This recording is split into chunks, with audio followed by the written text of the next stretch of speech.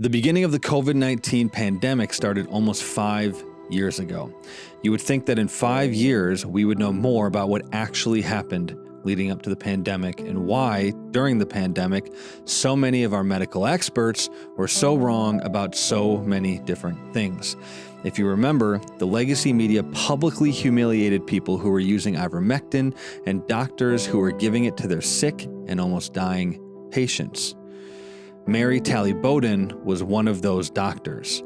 She was publicly shamed by some of the largest media outlets in the world for trying to give ivermectin to a patient who was dying during the pandemic. For doing so, she lost certain medical privileges and has been continuously investigated by the Texas Medical Board. This saga has culminated in the past week in a public reprimand of Mary, whatever that means. You might be wondering what the goal of this reprimand is. Well, to put it simply, it's to destroy her career and reputation for speaking truth against the medical regime during the COVID pandemic. They want her silenced. Who is they? Well, you'll be surprised to learn that the man leading the Texas Medical Board is none other than Republican Governor of Texas, Gregg Abbott. I thought the Republicans were the ones fighting against the authoritarians and oligarchs who tried to kill millions of people and control our lives during COVID, but I guess I was wrong.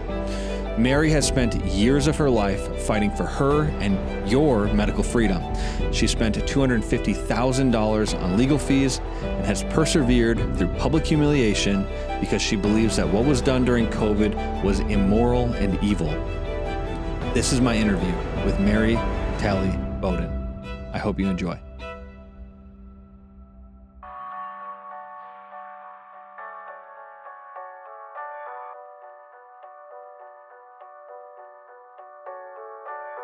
I'm here with Talley Bowden. I'm excited for this conversation. Another conversation with somebody who spoke out during COVID and got in trouble for it. I've talked with Dr. Peter McCullough. I've talked with Scott Jensen, and I've listened to a ton of different podcasts from all these different doctors who spoke out during COVID. And it feels like we're just scratching the surface of what actually happened during that time frame. But I guess I just wanted to get started with you in talking about, I've kind of been following your X account as best as I can.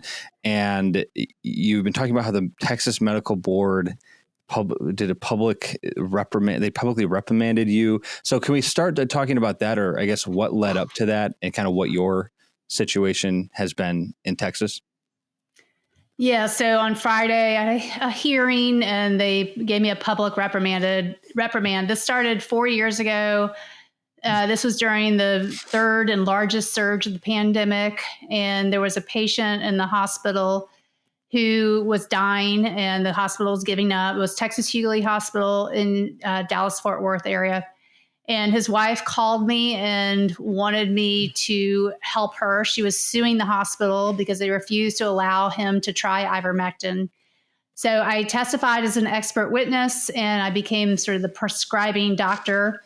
And we won the lawsuit and the court ordered the hospital to grant me emergency temporary privileges.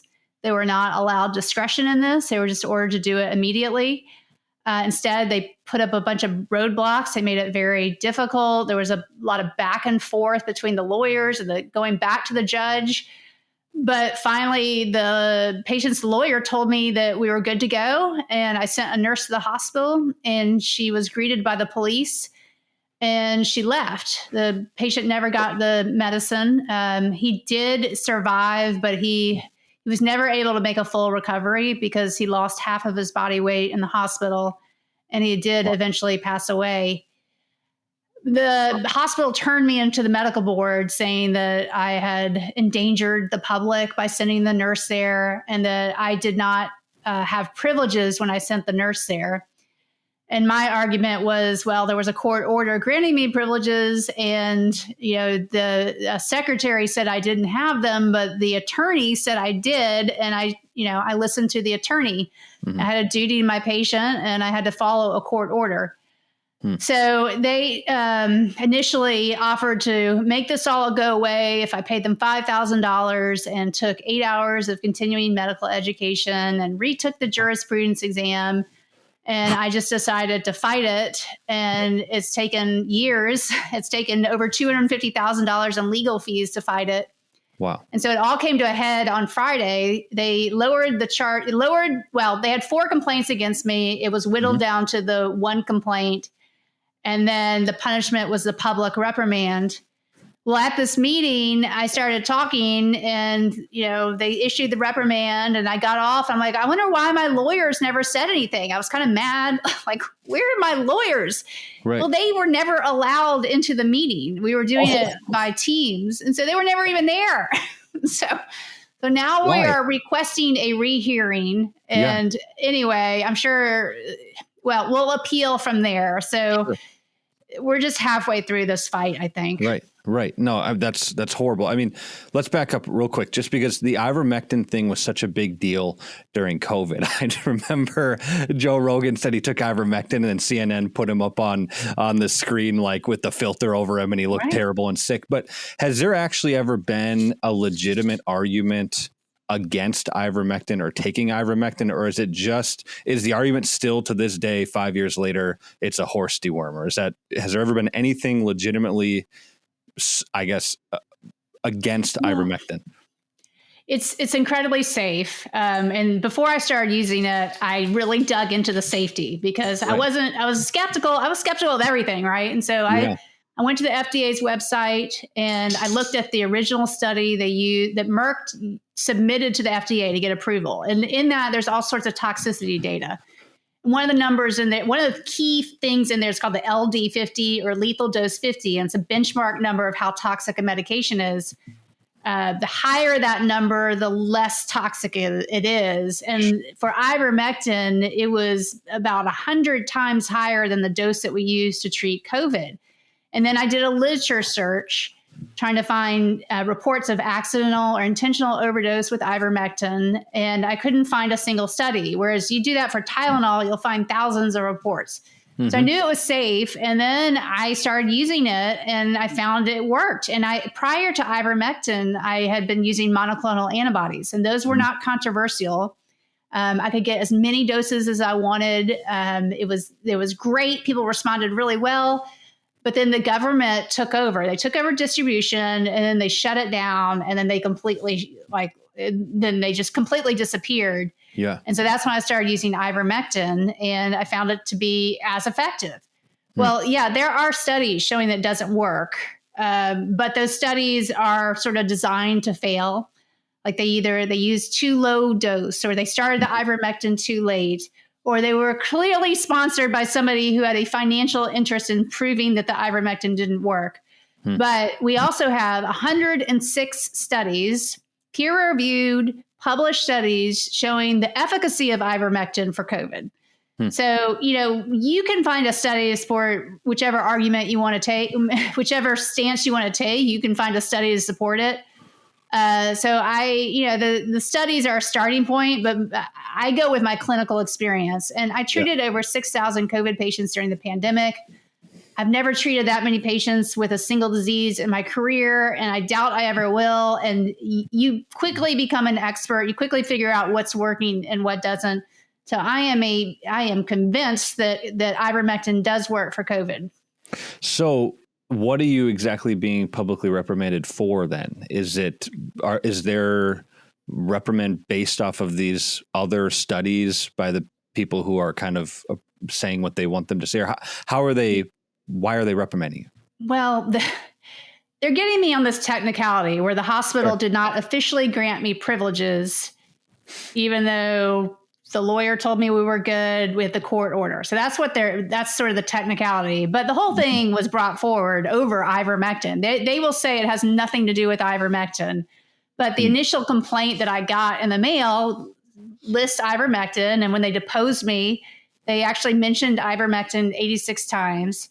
But they'll say on the record, "Oh, this has nothing to do with ivermectin. This is about a rogue doctor, trying to barge into a hospital and treat a patient without having privileges." But that's not what it's really about. Yeah, all 86 of those times they were just saying this isn't about ivermectin. Right. No, it's it really confusing because that was just such a big, I just remember, I mean, I was only 20 years old when COVID started and I had no idea what to think either about ivermectin or any of this stuff. It was all very confusing.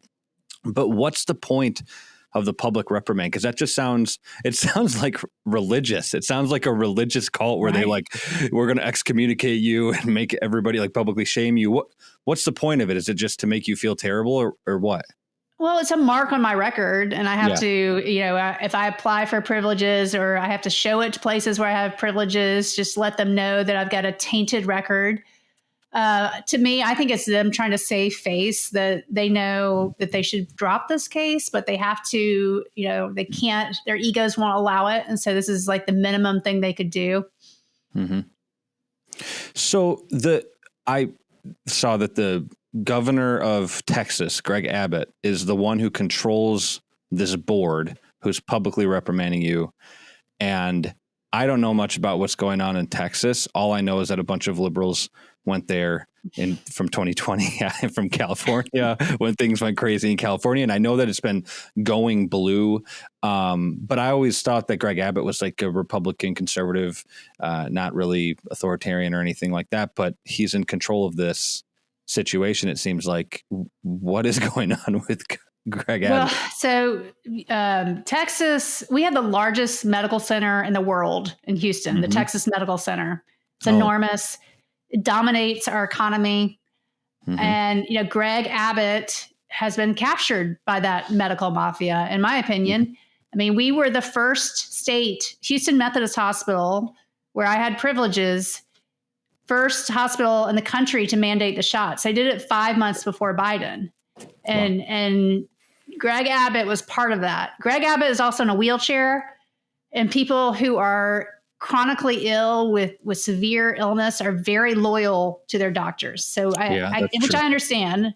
And I think that's part of the problem. Yeah. But we have, his disability. We have this huge medical complex in Texas that dominates our economy. And they, I feel like actually healthcare is turning Texas blue. Yeah. Because I don't think people think oil and gas, but people don't understand how much the healthcare system has an impact on our state. I mean, that sounds like, I'm from Madison, Wisconsin, a lot smaller than Houston, but the UW health system it controls everything here. You can't go outside you can't find anything within 100 miles that isn't controlled by that system. And so basically Gregg Abbott is just, I mean, is he receiving money or anything like that? Or is there any actual like evidence to tie to why he would be so on board with what they're doing to you? It's just so weird because I know a lot of the Republicans spoke out against all this stuff over the past 5 years. It's weird that he's one of these ones that is just like, no, I'm not gonna do anything. I'm actually gonna be a part of the problem. Yeah, I mean, he's an establishment Republican. He's World Economic Forum trained. He's I think, I don't know. I don't know how much money has to do with it. I'm sure. Well, the head of the medical board donated $85,000 to his campaign. And there are other medical board members who have donated not quite as much, but pretty big chunks of money to his campaign. So that is part of it. I just think it's more the mindset and the, just this, I call it the medical mafia. I just think there's this grip hold they have. And, there's the Texas Medical Association is the largest medical association in the country of all the states. They are constantly at the Senate and the House testifying, really trying to influence, and they're far left. I mean, they're pro censorship, they're pro mandate, they're pro abortion, they're pro transitioning of children, and this is Texas. And they're constantly trying to influence our politicians.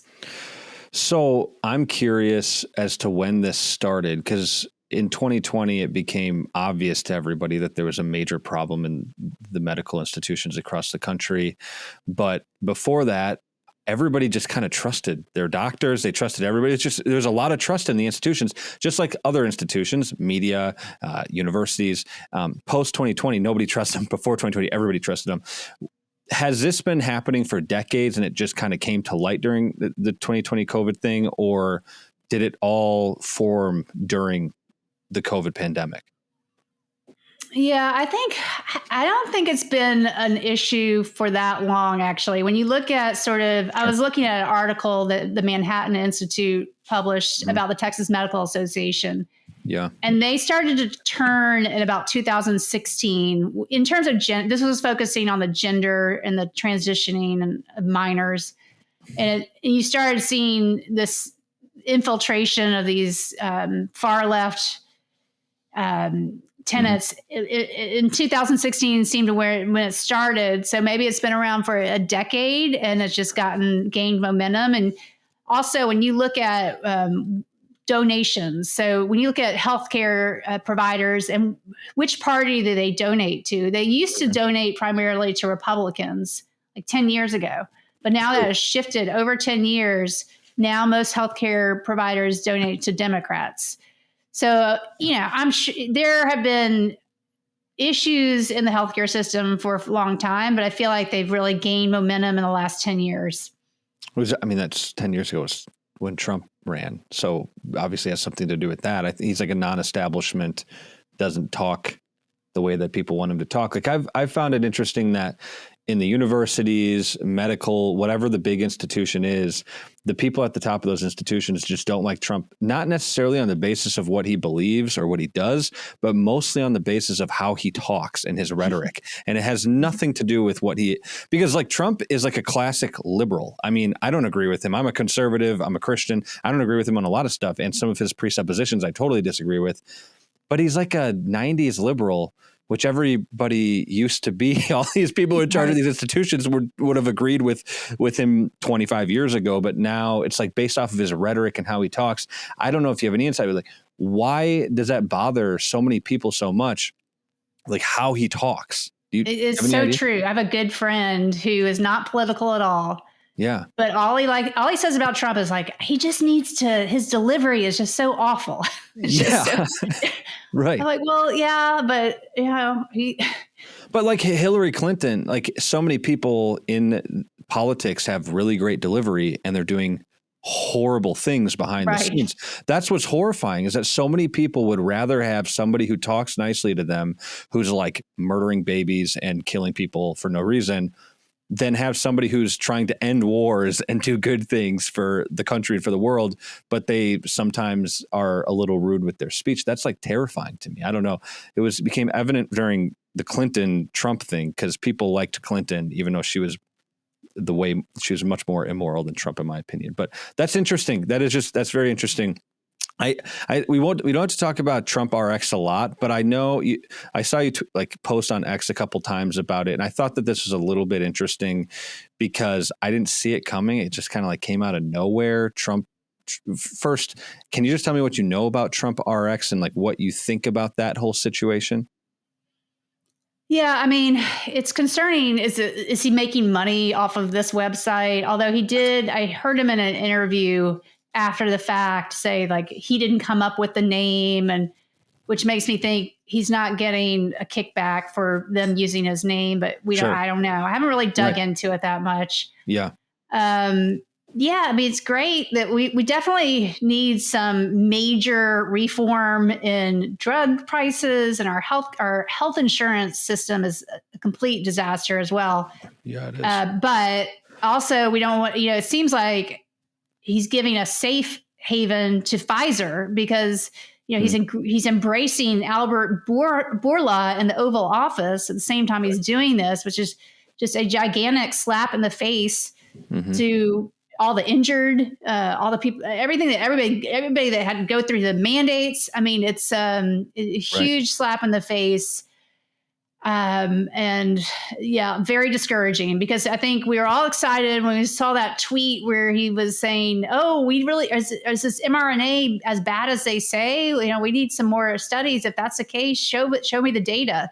But and then he got the COVID shot. He got a booster, apparently. Now people say, oh, he didn't do that. That's just 4D chess. I think he got it. And I think he's a believer. I think he's a true believer.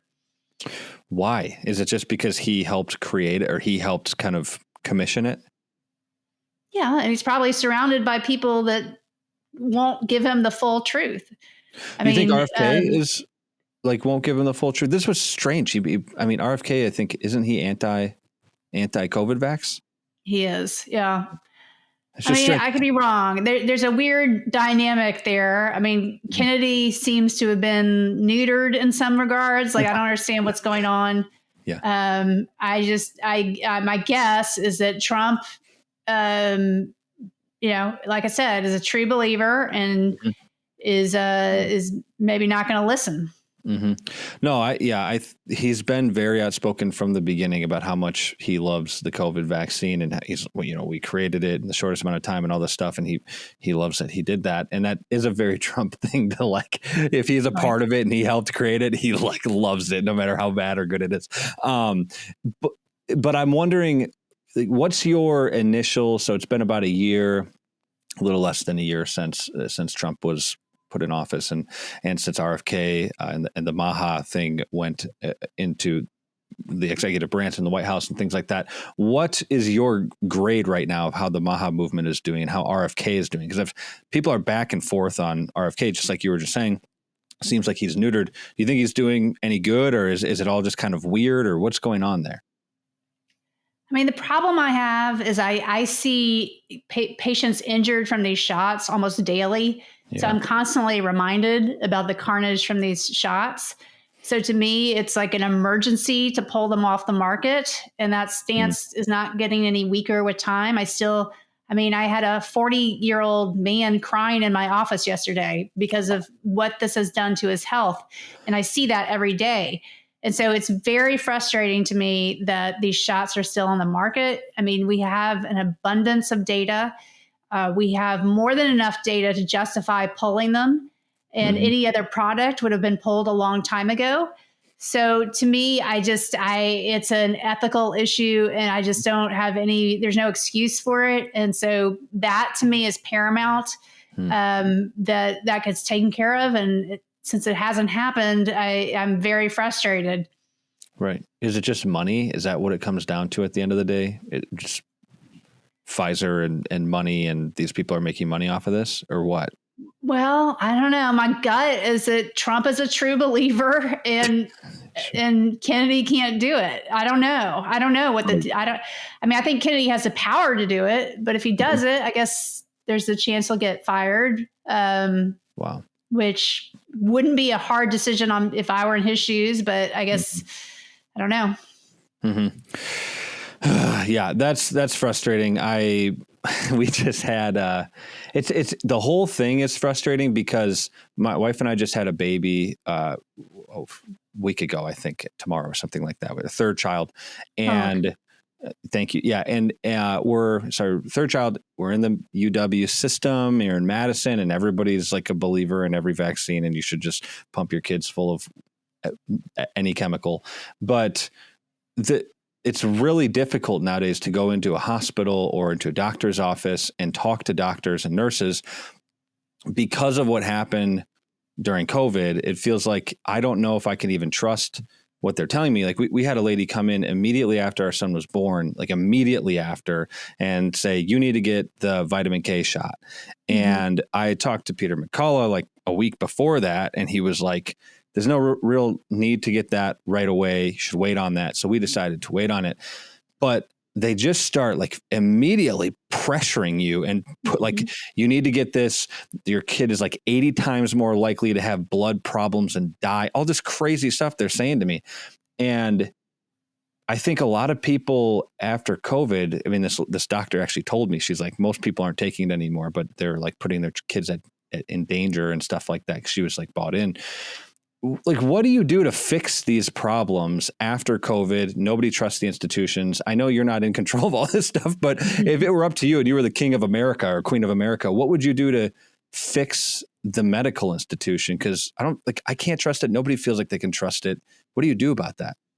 Yeah, I mean, that's the most common thing I see in my office is the lack of trust, that people, they're fearful of going to the hospital. They want to know which doctors I trust because they don't trust anybody. And I mean, I'm in the same situation. I'd be terrified to go to the hospital right now. first step one is pull the shots off the market, admit there were mistakes made, and try to correct those mistakes, hold people accountable. But pushing all of this, shoving it aside, pushing it under the rug is not is all. It's a festering wound. It's only going to get bigger, and it's not going to heal by just putting your head in the sand.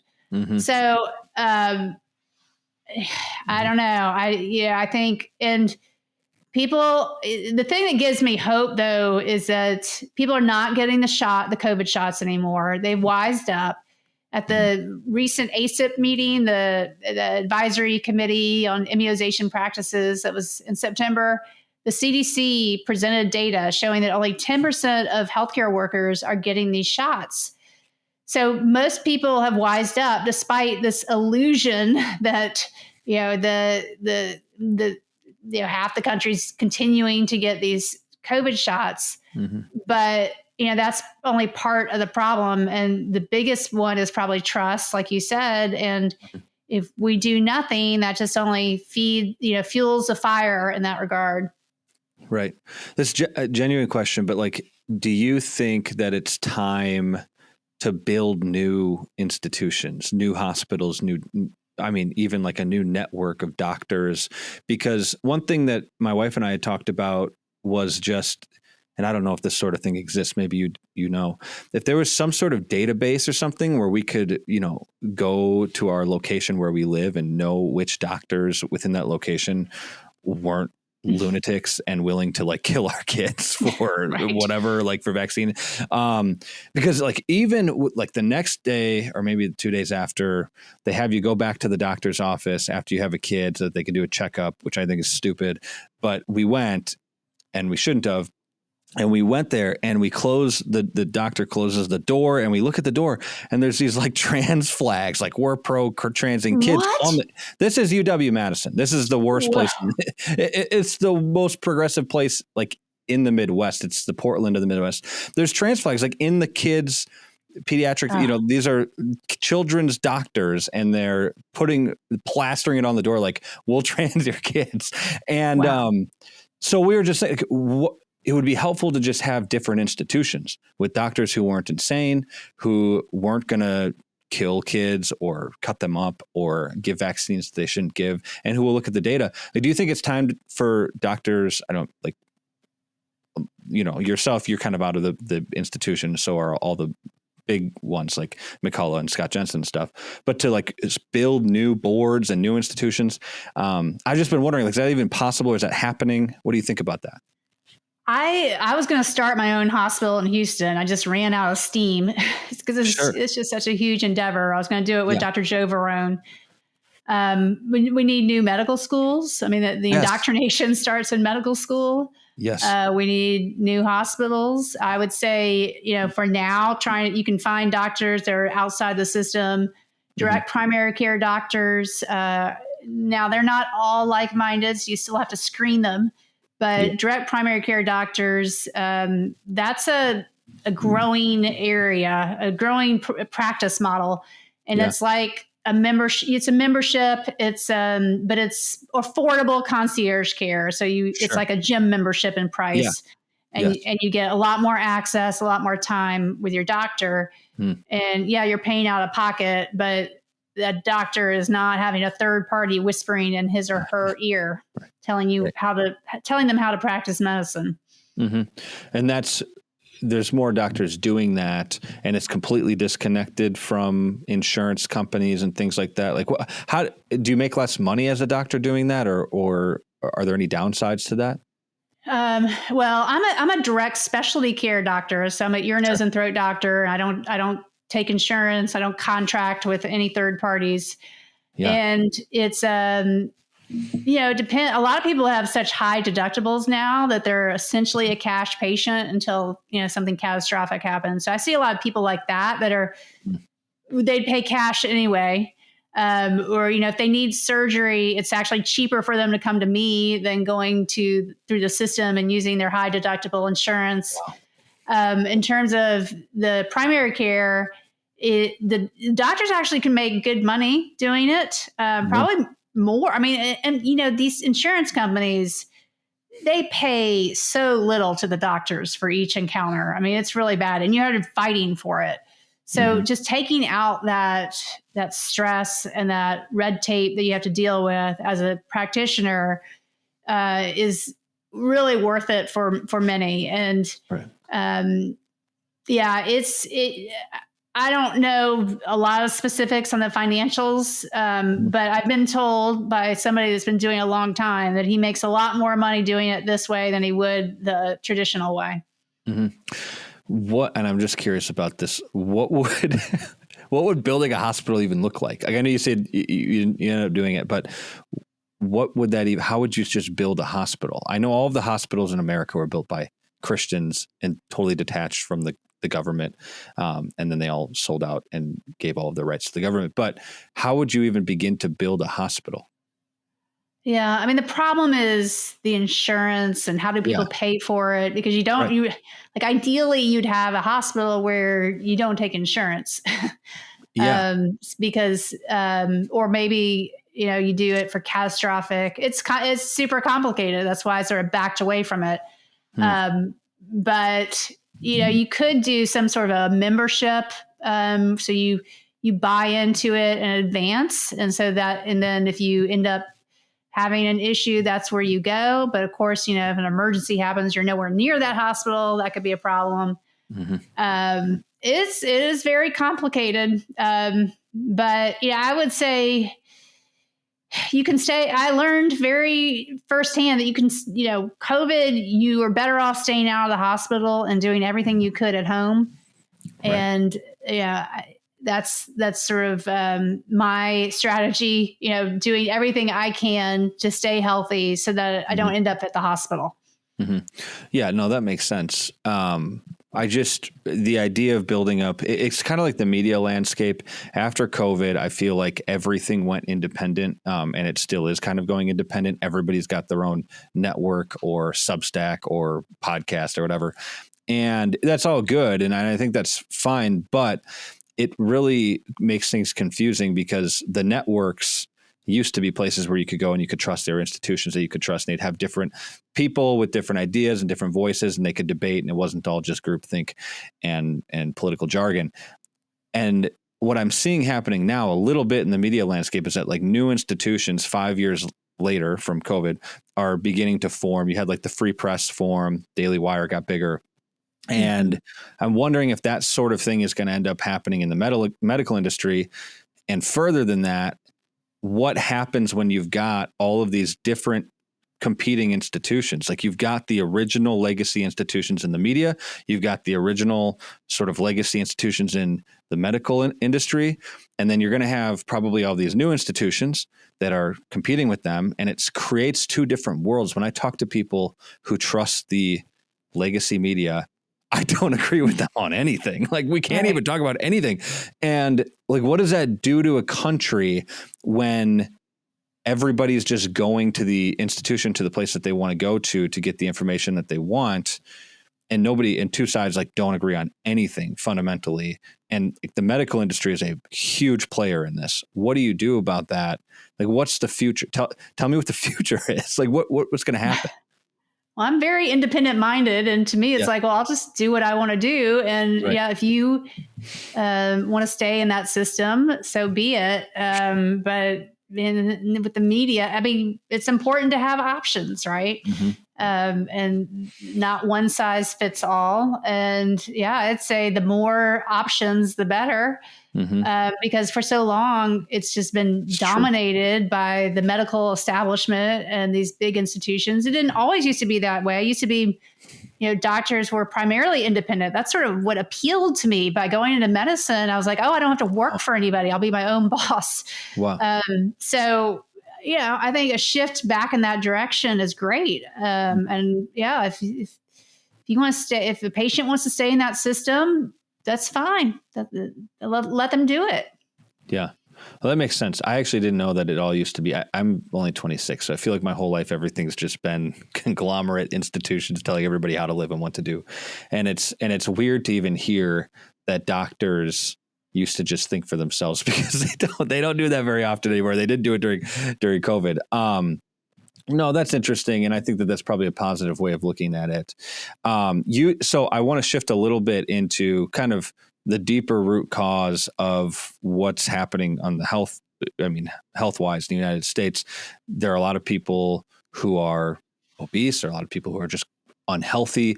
And when I talk to some people who I know who are unhealthy and they have medical problems and they don't know how to deal with them, when they go to their like normal doctor's office or their, UW or whatever, the one that was in Houston that you talked about, like the big ones, and they go tell them like, here's my problem. Oftentimes they're just going to get some sort of medication and they're going to be told, hey, just take this and then you'll be okay.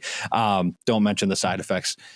And I think you just posted this morning on X that you had a patient who lost 20% of their body fat in 7 months while walking 12,000 steps a day and doing the carnivore diet.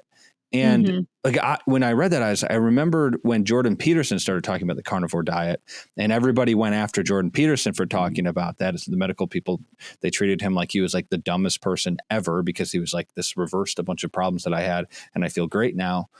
How do you convince people that taking a bunch of medications isn't actually going to fix their problems, their health problems?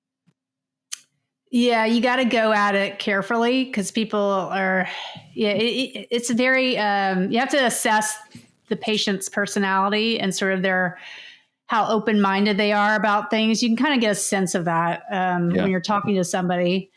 And so the people that are open-minded about it, I make that suggestion. I don't know, there's an art to it. You can't just like come out at somebody and say, oh, you need to just start eating only meat, because people are like, what? Yeah. So I don't know. The patient I talked to, super open-minded. I think he had seen me talk about it on an interview, which helped. So he kind of brought it up. But it worked really well for him. And it made my day because, that's how you get gratification as a doctor, is when you actually change somebody's life for the better, and without using any medications. And we had before and after labs, before he started and after, and it all looked great. Everything was going in right where it should be. So it was very gratifying. So when I was a kid, I always heard that if you eat too much red meat, you're going to have a heart attack or have heart problems. Was that just not true? Or what is that? Why did they say that? Well, yeah, I mean, there's a study to support any argument you want to make. So there are definitely studies showing, yes. I don't know. My mindset at this point is that it's the abundance of carbohydrates that causes far more problems than red meat. Sure. And we're all guilty. It's so much easier to eat carbohydrates when you're in a hurry. When you're starving, it's hard to like take time and, cook up some bacon or a steak. Right. It's much easier if you're to snack on carbohydrates. It's also your taste buds appreciate the carbohydrates. So I don't know. Maybe it's probably not the best diet for every single person, but nothing is. And I've seen a lot of people, and I personally did the carnivore diet, and I lost 15% of my body weight, and I was eating like a package of bacon every day, and I was losing weight. It was crazy. Yeah. I mean, I've done it a couple of times for like a month or two, and I feel amazing. But then when I like have a cookie, and then I'm like, oh, that's so good. So I gotta I gotta be more disciplined. It's really hard, but you always feel every time I've done it, I lose a bunch of weight immediately right out the gate, and then after a while, it is kind of difficult because of the taste. I like to taste things, and I got to get over that. But I remember I interviewed Tammy Peterson, and she was talking about how they had done the carnivore, the Petersons did. And they've been doing it for like 10 or 15 years, and they just got used to not having good tastes. And that's just so hard for me. I'm like a Midwestern. Right. I love I like carbs. I like noodles. So it's a difficult thing, but I think you're totally right. I guess people just kind of have to be open to it before they're told, hey, you should just eat only meat all the time. Yeah, that makes sense. Just like to go back to, I just want to go back to the medical board reprimanding you and your lawyers not being in the meeting. Like so I was part of the Scott Jensen campaign when he ran for governor the first time. He's running again now. And they had, I think right now, they've investigated his medical license 5 times. It might be even more now, maybe 6. And they just keep doing it. They're just like hoping maybe this time. And my question for you is like, okay, so what are the next steps with that when they're kind of investigating you and they're trying to destroy your reputation and your career? Like, what are the next steps for you? And then is this ever going to stop? Like, at what point are they going to say, all right, we're done with this. We're not going to keep doing it? Because it's been 5 years since COVID and they're just continue. Well, first we're requesting a rehearing so that we can have the attorneys there when they issue their public reprimand. And then we will appeal, and that will go to the state. I think it'll go to the 15th Court of Appeals in Texas. Okay. And then if that doesn't work, then we go to the Supreme Court of Texas. Wow.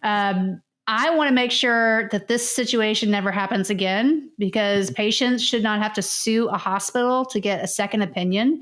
Right. If you land into a hospital and your regular doctor doesn't have privileges there, you are basically cut off from that doctor. That doctor is not allowed to participate in your care if that doctor doesn't have privileges. Mm-hmm. So the privileging process is meant to, keep patients safe and all that. But, you think about it, if you have a license to practice medicine in the state, you should already be credentialed. And if you are safe enough to practice in the state of Texas, you should be safe enough to practice in any hospital. Mm-hmm. And I'm not saying that they need to, just open the floodgates and you can go any hospital you want. But if your patient ends up in the hospital, they should be able to grant you emergency temporary privileges so that you can participate in the care of that patient if that's what you and the patient want. They did it during the pandemic all the time. And during the pandemic, I could have shown up at any hospital and said, hey, I'm here to help. And they would have expedited the approval. They would have gotten me in the same day and allowed me in the hospital. So we know it doesn't have to be complicated. Yeah. And I think we need to make this, a permanent thing so that patients are, have more options in their care and can bring in people they trust if they land in a hospital and they don't approve of the care they're getting. Mm-hmm. So, and I mean, do you think that they just won't bring more charges against you in the future? I mean, I remember what was it? Jordan Peterson again, he with the psychological, thing, I think it was like 10 years ago, he said he wasn't going to call people by their preferred pronouns. It's kind of what made him famous and at the University of Toronto. And then after that, like random people from all over the world started calling into the overlords of the psychological boards in Canada, saying that they had all these issues with him, and they started making these accusations against him and his 40-year practice, and he was investigated, and they want to do this DEI training or whatever with him, and he fought it, and that's why he's as famous as he is now, and he did a great job with all of that.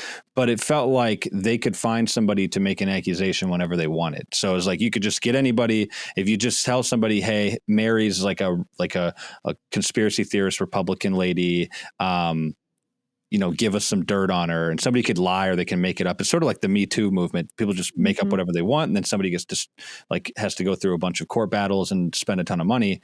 Like, is that ever going to stop? That sounds like a horrible way to live. Well, my strategy has been strong offense. So I publicly expose everything that's going on as much as I can. And I feel like that safeguards me from more of this by just being, very loud about what's happening. Because I think I am creating a headache for them, a PR headache. So that's, I'm not worried about that. If I just keep shouting about what's happening. What keeps you, I guess, like a personal level, what keeps you going with all of this? Because like, are you a Christian? Do you have a faith? Are you religious? Is there something, because I know a lot of people, like I know Scott, he's a Christian, and sort of the aim and goal is I'm going to tell the truth. I'm going to do what's right, even if it costs me everything. Like, what keeps you going when it feels like the actual medical overlords are just coming after you and they're trying to destroy your career? That's like devastating. I feel like I'd get depressed. Yeah, I'm a Christian, but I'm independent. I don't go to church. I'm sort of independent to a fault in many ways. Sure.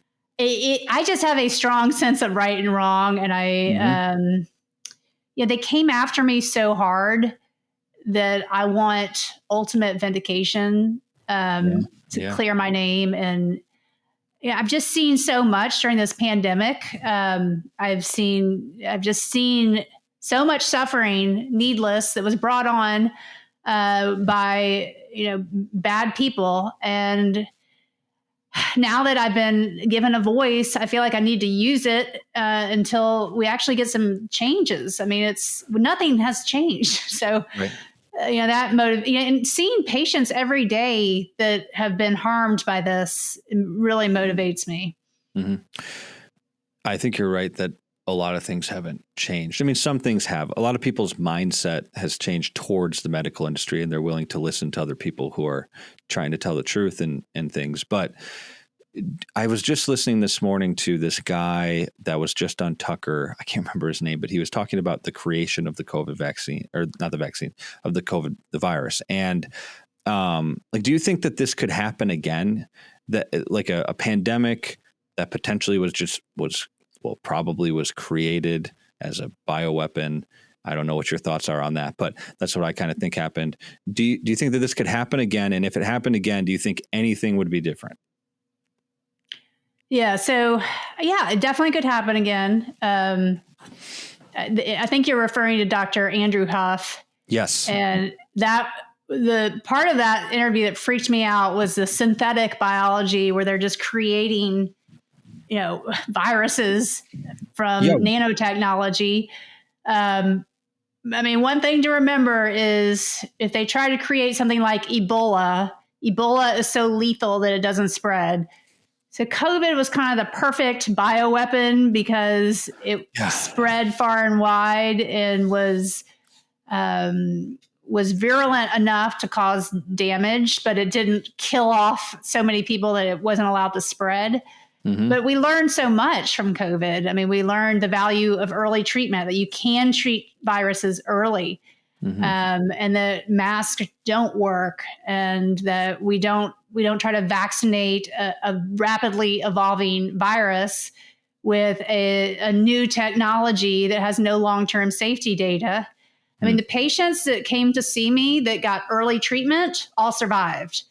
So I don't know. I'm not fearful. Sure. I'm not sure I would have said that 10 years ago, but now that we've survived COVID, I am not fearful. For sure.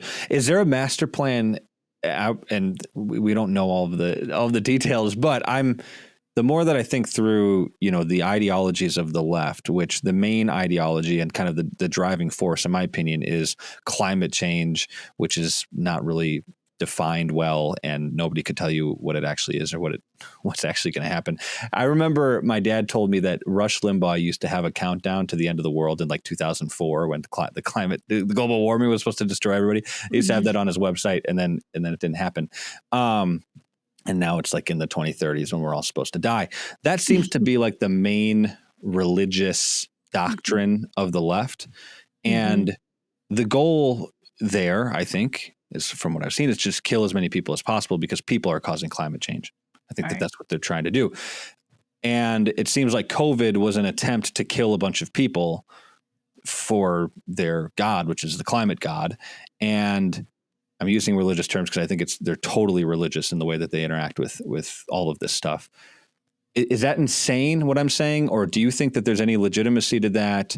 Do you think that there's a deeper plan or deeper goal here with the people who are introducing these sorts of things into the world, like the COVID vaccine or the COVID-19? Yeah, I mean, I think it's totally plausible. I mean, the other theory that I kind of have is it was a bioweapon, and Mm-hmm. that China unleashed it on purpose. Mm-hmm. So I Mm-hmm. don't know who is behind it all, but I definitely think COVID was a bioweapon, and Yes. I don't think it leaked. I think it was released on purpose. Mm-hmm. Yeah. But Yeah. Released. I mean, it could have been a bioweapon from China, but I think my understanding is that the United States probably knew about it, and the people who knew about it probably didn't care much because of their doctrine of the big right, scary climate god. exactly, right. We gotta sacrifice more people to it. So yeah, no, and not to, I guess, end on like that sort of note, but going, like, I do want to get your perspective on like how, I guess, the average person can move forward, because people like myself, we're in a very liberal, very progressive city. The dogmas of liberalism control everything. They control the medical institutions, and it's really hard to talk to doctors and nurses and have legitimate conversations about things like vaccines. Like, if you mention it, everybody gets weird in the room. Everybody starts to feel uncomfortable. And like, what should people do? Like, how can we move forward, the conservatives, the people who aren't willing to just inject everything into their body that the elites tell us? Well, I don't envy you because at your age, I never would have entertained this possibility. But at my age, I would. I would probably move somewhere that Wow. had values that was more consistent with what I believed in, so I wouldn't have to put myself through that. Mm-hmm. But I know it's hard. Yeah. Would you So leave yeah, Texas? what? Would you ever leave Texas? Oh yeah, Oh, but I have kids in school. right. Yeah, I mean Texas has been a huge disappointment. Was it always But like that? what'd you say? Was it always like that? Was Texas always kind of teetering for like, when did it start to get weird? Well, I don't know. I mean, it's hard for me. I was just my whole world was different and prior to Oh. to the pandemic.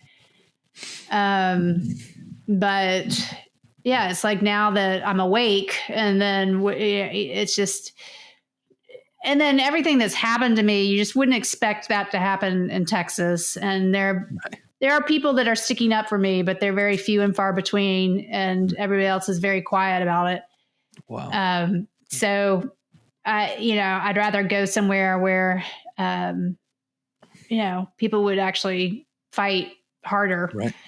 Right. But, Texas, I just, like I said before, I think it's been captured by the medical mafia. And I don't know if that's ever going to change. Mm-hmm. I'd like to be somewhere more rural, where, it's just not like, with Methodists came after me very hard. They suspended my privileges for speaking out on social media. And, not a day goes by that I don't either see or hear their brand. I mean, they're everywhere. They've got billboards, they got radio ads, they got TV ads. It's like constantly in my face. Mm-hmm. So I'd like to move somewhere more remote. Yeah. Practically, what did that do to you? Like, taking away your emergency privileges, you said, like, did that actually affect your practice, like, on a day-to-day basis? What actually happens? No. I mean, because I'm ear, nose, and throat, I'm primarily outpatient. Sure. I just had them as a backup just in case. I never admitted anybody to that hospital. I was loosely associated with them, which it was very surprising that they came after me so hard, because I was just barely associated with them. Mm-hmm. But they told a reporter that my privileges were suspended, and that's how I found out. I didn't find out from them. I found out from a text message from a reporter at the Houston Chronicle. Hmm. And then they tweeted about it, that I was spreading dangerous misinformation, harmful to the community. And next thing I know, I see CNN and Wall Street or Washington Post coming after me and asking for interviews. I mean, it was insane. Wow. What did you think? Like, that's crazy. One day you're just trying to do your job. The next day, the biggest news institutions in the world are trying to talk to you and go after you. Did you kind of freak out, or were you like, all right, I guess I'm going to war with these people. We'll see what happens. Well, yeah, they dropped their bomb on a Friday afternoon, and so I spent the weekend sort of in the fetal position, trying to figure out what the hell to do. And but then I contacted a lawyer, I contacted a PR guy, and I held a press conference on Monday outside my office, and I resigned from the hospital, and then I just decided I'm fighting. Mm-hmm. Wow. Would you ever run for office? Any political office? I don't think I'm cut out for that, because I'm too independent and hard-headed, and I wouldn't want to make horse deals and horse trades, and I don't know. That's true. I think I'm better on the outside. Yeah, no, it's disgusting on the inside. I worked on one political campaign. I liked doing it, and it was fun, and I loved, Scott and everybody that I worked with. But it's disgusting. People in the political world are disgusting. Like, it attracts the most horrible people. Not everybody, obviously. So a lot of people that I worked with were great, but there's so many people who are like these slimy, like trying to leech off of everybody. It's just a bad place. It's a bad place. And you don't want that for your politicians. You want people who are going to accurately represent their constituents and not be in there for political power or because they have some big ego. And some of the people that I met just in Minnesota, when I was in Minnesota, that were running against Scott, or just other people in the political realm, it was like, how did you even get here? Like, what just happened? Why do we have people like you? So, and Minnesota is one of the worst places in the country. You got Tim Walz. And Walz. You have Tim Walz. I know. He's that guy is insane. And I was shocked by how bad he did during him and Kamala during the presidential election, because when I was on Scott's campaign and him and Scott were going up against each other, he was not at all like he was with Kamala. They must have he was totally different. He was way more aggressive. He was really good at debating. He was like, because he was on his turf and his territory, he was totally different. And he was it was so when they picked him, I was like, oh crap. They kind of got a sleeper here. Like, people don't understand what they're about to see. Right. And then he sucked, and he was like the most insufferable person to listen to. And it all went great for the Republicans because, man, he was just weird. But it was like they had controlled him with a switch, and they turned him to like weird, soft version of himself. Yeah, I think of him as like just a buffoon, like can't take him seriously.